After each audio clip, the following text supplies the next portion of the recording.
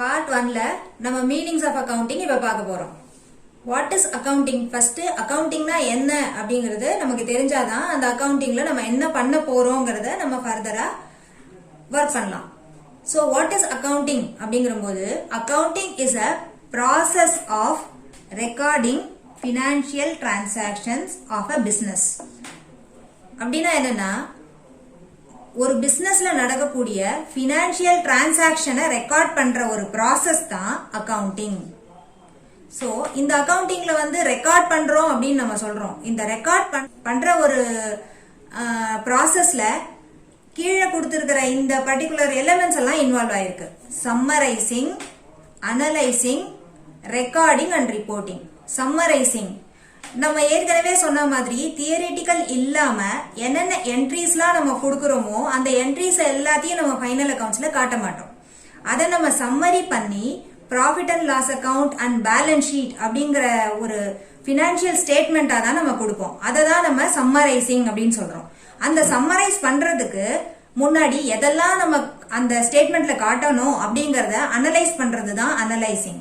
Recording and reporting நம்ம summarise பண்ணிட்டோம், analyse பண்ணிட்டோம், அதுக்கப்புறம் அதை அந்த பர்டிகுலர் ஃபார்மேட்ல ரெக்கார்ட் பண்ணி reporting to the stack holders, share holders, creditors, directors, யாருக்கெல்லாம் தேவைப்படுதோ அவங்க எல்லாருக்கும் அதை ரிப்போர்ட்டிங் ஃபார்ம்ல கொடுக்கறது தான் இந்த அக்கவுண்டிங்கோட முக்கியமான ஒரு வேலை. அக்கவுண்டிங்கிறது recording of financial transactions of a company. அதை நம்ம பினான்சியல் ஸ்டேட்மெண்ட் அப்படிங்கிற டேர்ம்ல நம்ம சப்மிட் பண்ணுவோம் அப்படின்னு நம்ம பார்த்தோம்.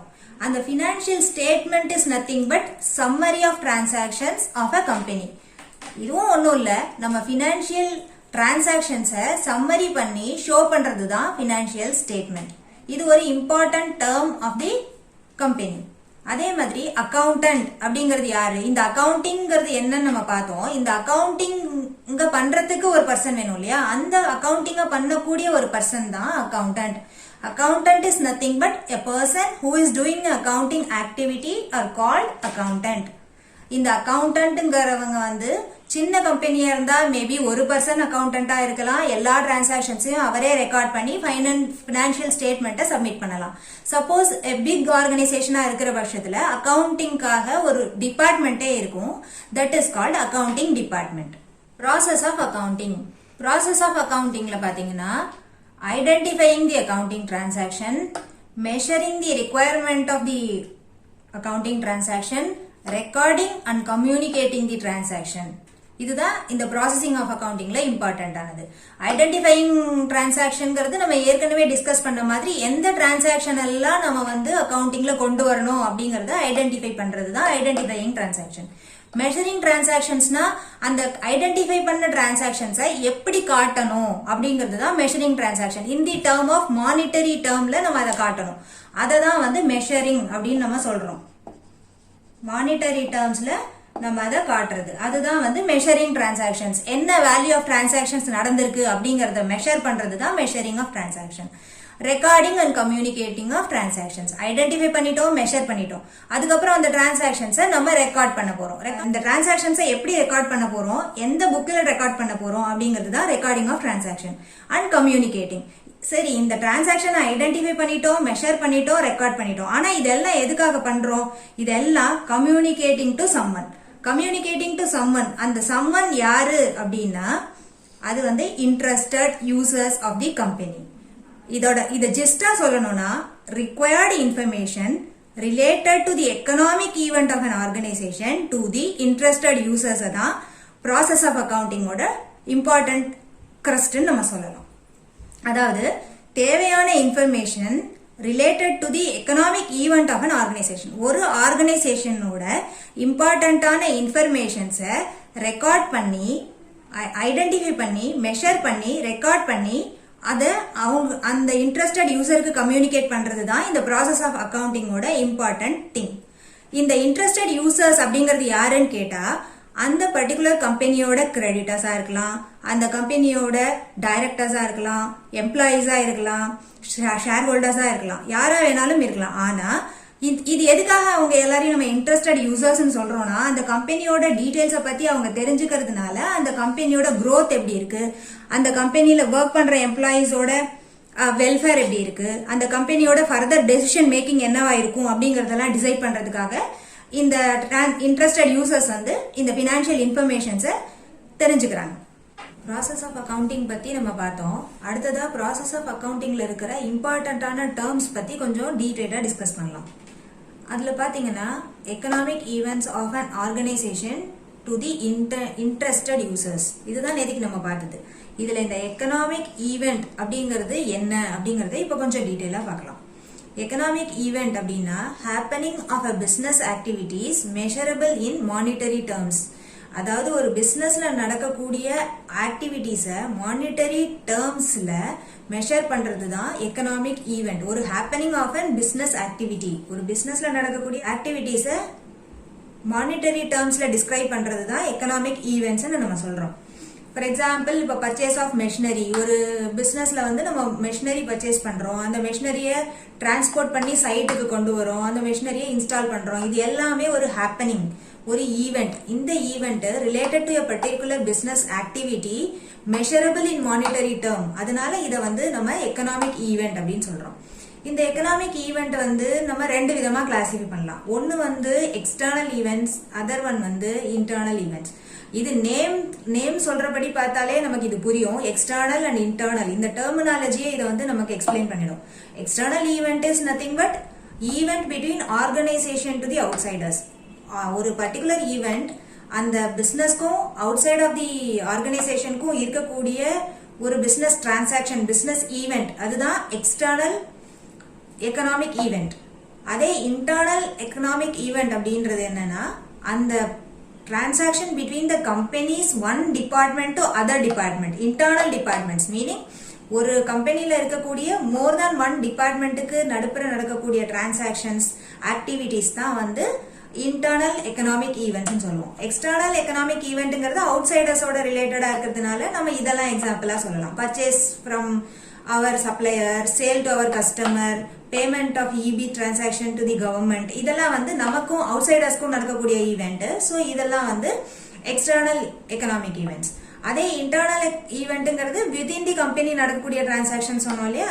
ஸோ நம்மளுடைய ஸ்டோர்ஸ் டிபார்ட்மெண்ட்ல இருந்து ரா மெட்டீரியல்ஸை வந்து ப்ரொடக்ஷன் டிபார்ட்மெண்ட்டுக்கு டிரான்ஸ்ஃபர் பண்றது. ஸோ இங்கேயும் வேல்யூவேஷன் நடக்கும்.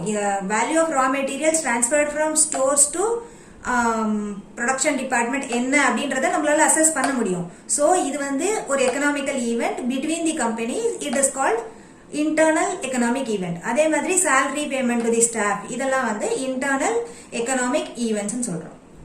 எக்கனாமிக் ஈவெண்ட்டுக்கு அடுத்தபடியா இம்பார்ட்டன்டான ஒரு டேர்ம் அப்படின்னு பார்த்தா ஆர்கனைசேஷன். ஆர்கனைசேஷன் இருந்தாதான் இது எல்லாமே நமக்கு வந்து தேவையான ஒரு இன்ஃபர்மேஷனா இருக்கும். ஆர்கனைசேஷனுக்காக பண்ற டிரான்சாக்சன்ஸ் தான் இந்த அக்கவுண்டிங்கே. ஸோ ஆர்கனைசேஷன்ங்கிறது என்னன்னா பிசினஸ் என்டிட்டி. பேசிக்கலி ஒரு பிசினஸ் ஆர்கனைசேஷன் சொல்லுவோம், பிசினஸ் என்டர்பிரைஸ் சொல்லுவோம். ஒரு பிசினஸ் அதுதான் ஆர்கனைசேஷன். அதை வந்து கம்பெனின்னு சொல்லலாம், ஃபர்ம்னு சொல்லலாம், ப்ரொப்ரைட்டரிஷிப்னு சொல்லலாம், சொசைட்டின்னு சொல்லலாம், கோஆபரேட்டிவ் சொசைட்டின்னு சொல்லலாம். இந்த மாதிரி பல டேர்ம்ஸ்ல நம்ம யூஸ் பண்ணுவோம். அதுதான் ஆர்கனைசேஷன். அந்த ஆர்கனைசேஷனோட சைஸ் பேஸ் பண்ணி தான் இதை வந்து நம்ம பல விதமா கிளாசிஃபை பண்றோம். அதுல ஃபியூ எக்ஸாம்பிள்ஸ் பாத்தீங்கன்னா ப்ரொப்ரைட்டரிஷிப். ப்ரொப்ரைட்டரிஷிப்ன்றது சிங்கிள் பர்சன் ஓபன் பண்ற ஒரு சின்ன பிசினஸ். அது மேபி பெரிய பிசினஸாகவும் இருக்கலாம், but handled by a single owner, single person is called proprietorship. அதே மாதிரி பார்ட்னர்ஷிப். ஒரு சில பார்ட்னர்ஷிப் ஃபார்ம்ஸ்ல பார்த்தோம்னா ஒரு பார்ட்னர் வந்து அந்த பர்டிகுலர் பிசினஸ் பத்தி நல்ல இன்ஃபர்மேஷன் தெரிஞ்சவரா இருக்கலாம், இன்னொரு பார்ட்னர் அந்த பிசினஸ் பத்தி தெரியாது, however he is expert in அக்கவுண்டிங்கா இருக்கலாம்.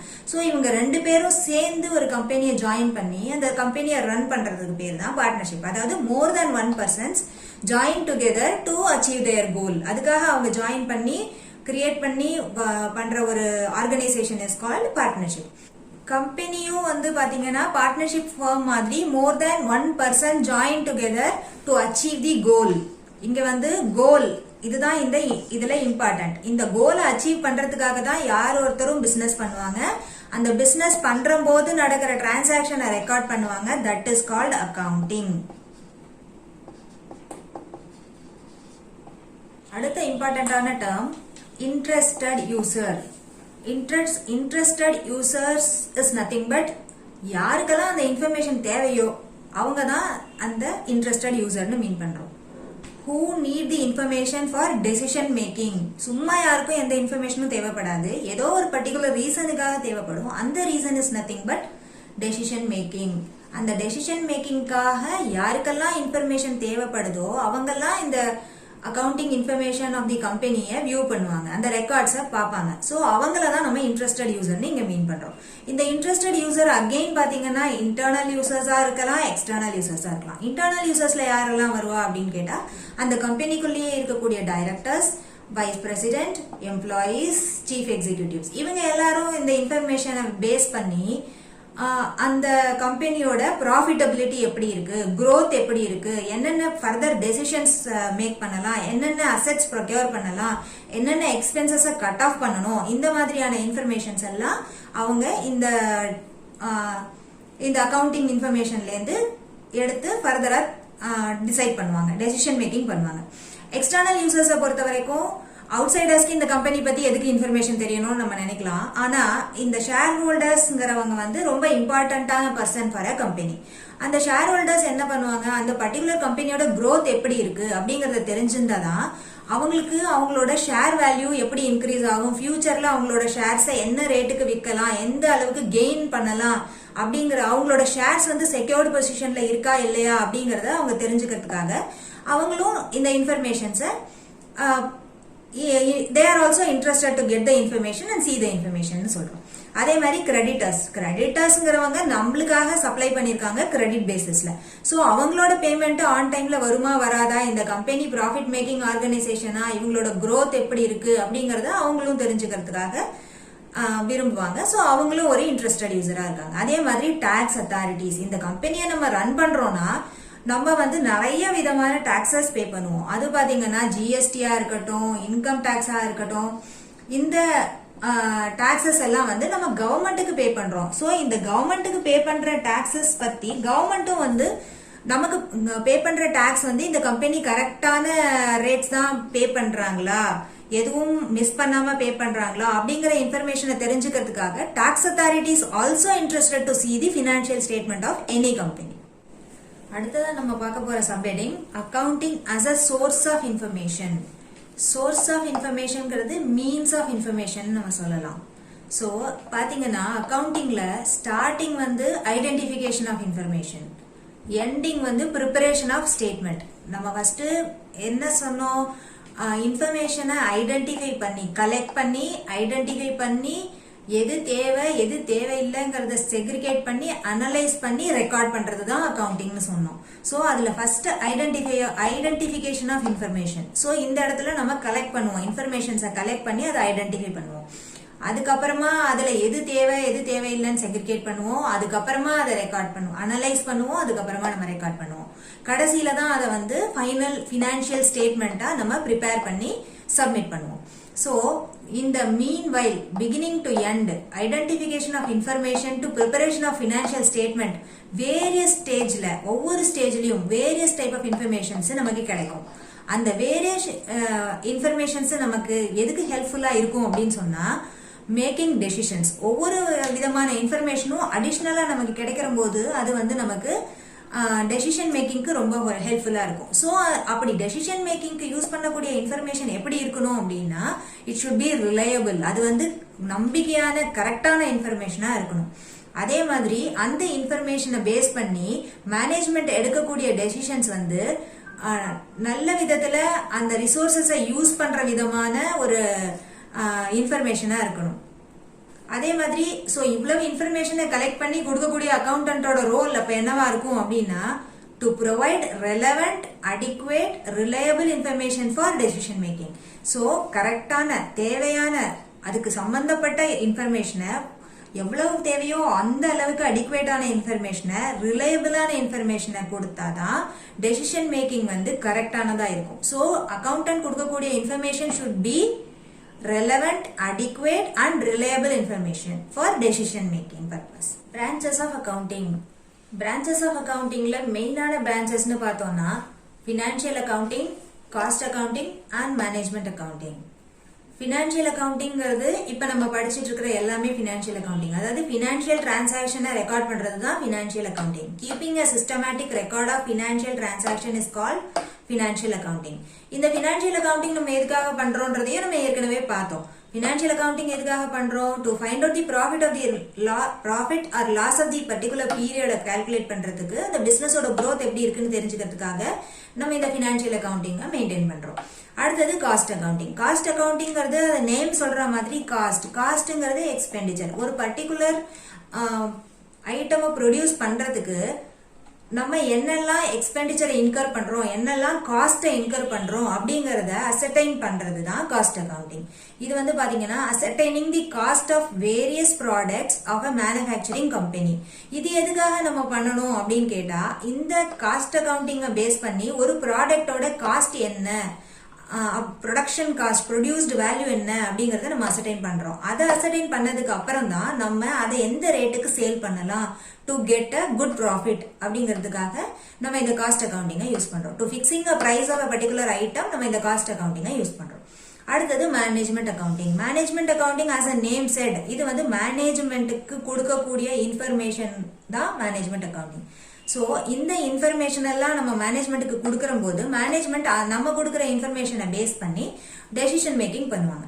So assist the management to take appropriate decision making, இதுதான் வந்து management accounting. So assist the management to take appropriate financial decision is called management accounting. So இந்த management accounting என்ன பண்ணும் கடைசியில, to assess the impact of the decision and action. இப்போ ஒரு particular decision எடுக்கிறாங்கன்னா அந்த decisionோட impact என்ன, அதுக்கான actions என்ன அப்படின்றத இந்த management accountingல படிப்போம்.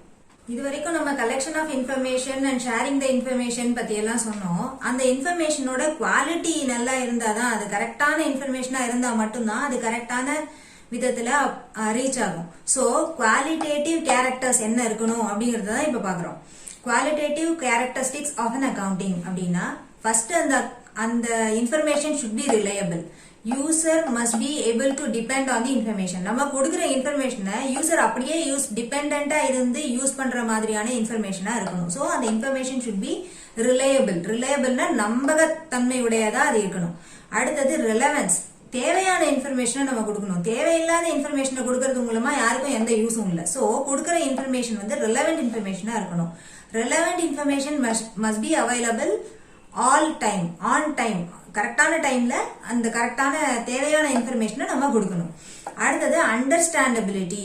இப்போ நம்ம கொடுக்குற இன்ஃபர்மேஷனை பத்தி எதுவுமே தெரியாம யார் ஒருத்தரும் அந்த இன்ஃபர்மேஷனை யூஸ் பண்ண முடியாது. சோ நம்ம கொடுக்குற இன்ஃபர்மேஷன் புரியுற இன்ஃபர்மேஷனா இருக்கணும், அண்டர்ஸ்டாண்டபிள் இன்ஃபர்மேஷனா இருக்கணும்.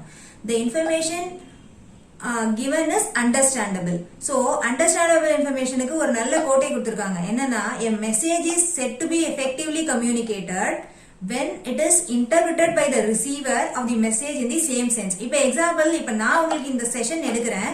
இந்த செஷனை நான் எந்த சென்ஸ்ல எடுக்கிறேனோ அதே சென்ஸ்ல நீங்க அண்டர்ஸ்டாண்ட் பண்ணிக்கிறது தான் என்னோட எஃபெக்டிவ் கம்யூனிகேஷனோட சக்சஸ். அததான் அண்டர்ஸ்டாண்டபிலிட்டி. உங்களோட அண்டர்ஸ்டாண்டபிலிட்டியை வந்து இந்த நீங்க எப்படி புரிஞ்சுக்கிறீங்கிறத வந்து இந்த சென்டென்ஸ் வந்து பிரதிபலிக்கிறது.